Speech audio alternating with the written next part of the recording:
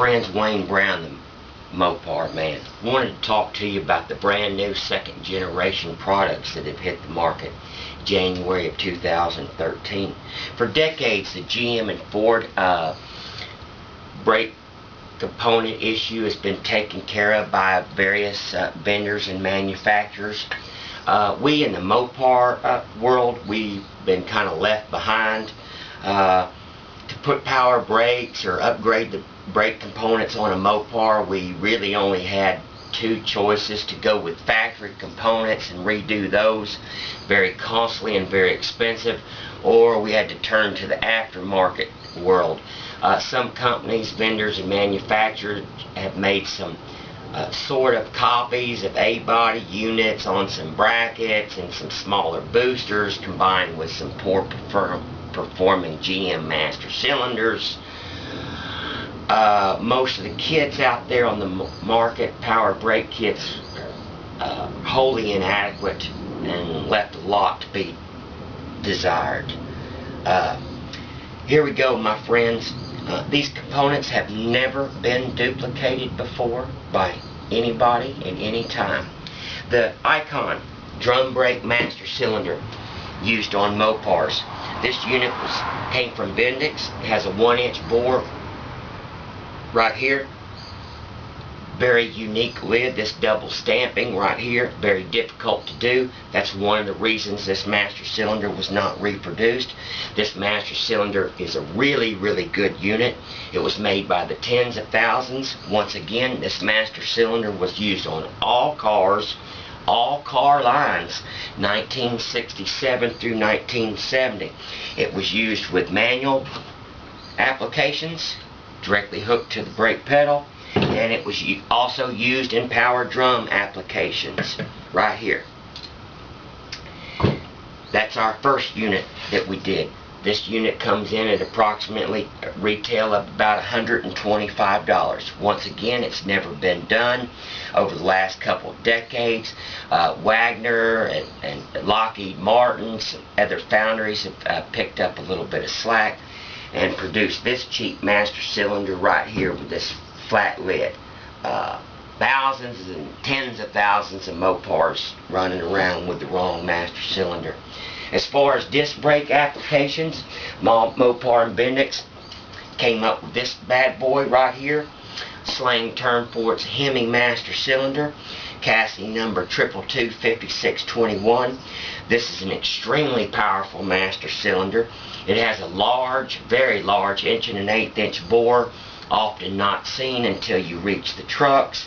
Once again, when you upgraded with Mopar, you got the top of the line. This unit was used on disc brake applications, and it was always coupled with the maximum performance tandem diaphragm Bendix booster. This booster was introduced in 1962. It was designed and manufactured by Bendix, #1 in brake components. Been open for decades and decades, since the 20s. They know what they were doing. This unit came out in 1962 on the Imperials. Of course, 1962, the Imperials had drum brakes.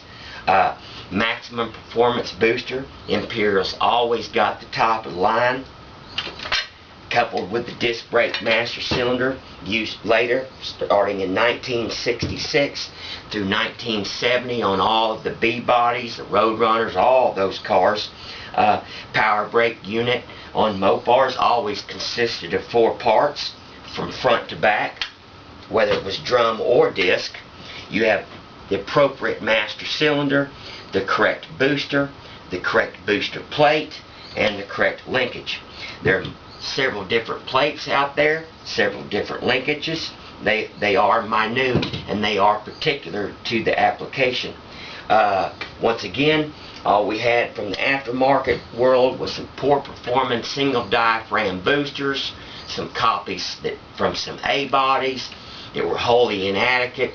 A lot of vendors bolted on a Chevrolet master cylinder. Not only did it look hideous, but you can't ask a 7-inch single diaphragm booster like this to push an 1.8" Corvette master cylinder. It just can't be done. During this process, we had a great idea.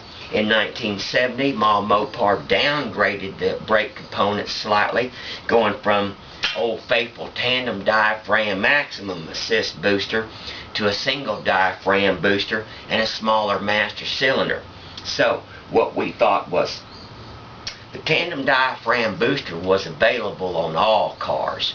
It was the top of the line option. Once again, available on all cars, including the E-bodies with the Hemi and the B-bodies.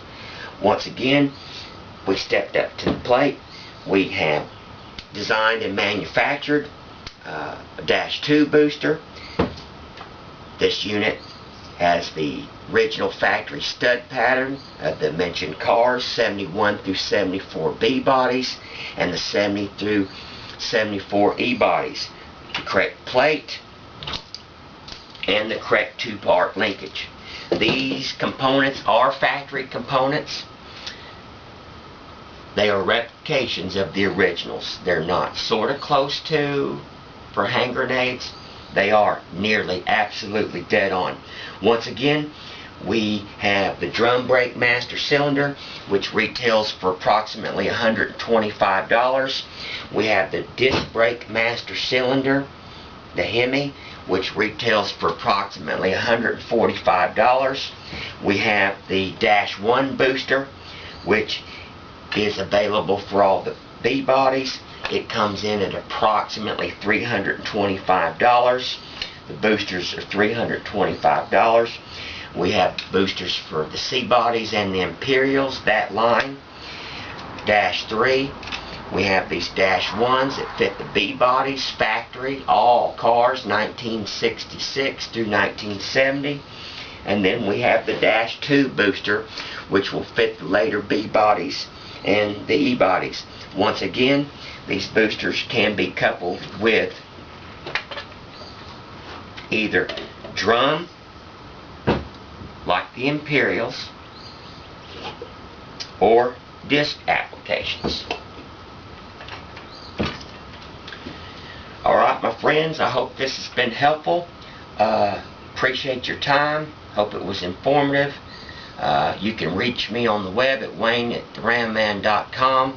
My email is wayne@theramman.com, and my personal cell phone number is 817-691-5996.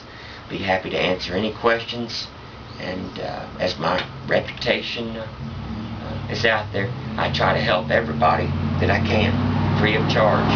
Alright? Thank you. God bless America.